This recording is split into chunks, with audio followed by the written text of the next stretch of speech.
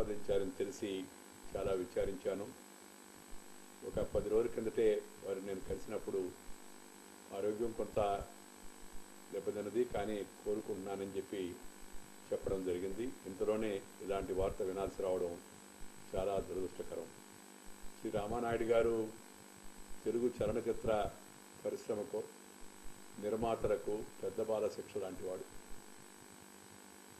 జీవితంలో క్రమశిక్షణ, అంకితభావం, కష్టపడి పనిచేస్తే నెంబర్ 1 స్థానాన్ని మనం అలంకరించవచ్చు అనేది ఆయన యొక్క విశ్వాసం.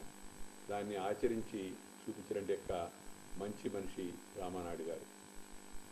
భారత చలనచిత్ర రంగంలో, ఆ మాటకొస్తే ప్రపంచ చలనచిత్ర రంగంలో ఆయన నిర్మించిన చిత్రాలు ఏ ఒక్క వ్యక్తి, ఏ ఒక్క సంస్థ కూడా నిర్మించలేదు.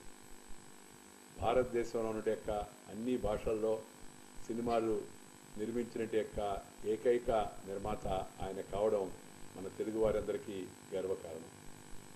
చక్కని సాంఘిక ఇతివృత్తాలను ఎంచుకొని సకుటుంబంగా వినోదం పొందేటి యొక్క మంచి విలువలతో కూడినట్టు యొక్క సాంప్రదాయాలతో కూడిన యొక్క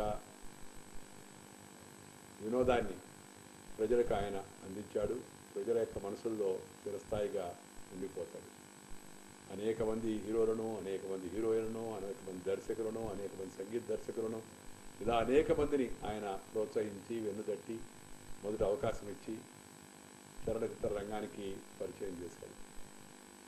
సినిమా రంగంలో ఉంటూనే రాజకీయంలో ప్రవేశించి రాజకీయ రంగంలో ఉన్నప్పటికీ కూడా మలినం అంటకుండా బయటపడిన మహా వ్యక్తి రామానాయుడు గారు. అలాగే సాంఘిక స్పృహ కలిగి తను సంపాదించిన దాంట్లో కొంత భాగాన్ని సమాజ సేవకు ఉపయోగించాలనే ఉద్దేశంతో శ్రీ రామానాయుడు చారిటబుల్ ట్రస్ట్ ఏర్పాటు చేసి అనేక ప్రజాహిత కార్యక్రమాలు ప్రకాశం జిల్లాలో, ఇతర ప్రాంతాలు ఆయన నిర్వహించాడు.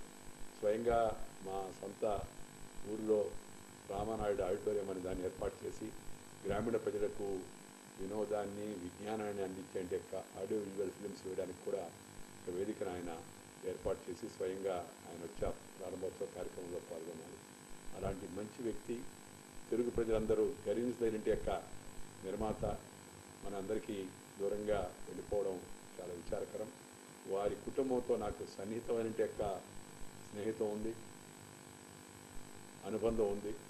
వారి కుటుంబ సభ్యులు దర్శకుడు, నిర్మాత సురేష్, లేదా నటుడు వెంకటేష్, అలాగే మనవాళ్ళు, వీళ్ళందరూ కూడా దగ్గరగా సన్నిహిత పరిచయాలు ఉన్నాయి. వారందరికీ నేను హృదయపూర్వకమైన యొక్క సానుభూతిని తెలియజేస్తున్నాను. భగవంతుడు వారి ఆత్మకు శాంతి కలగాలని చెప్పని ప్రార్థిస్తున్నాను.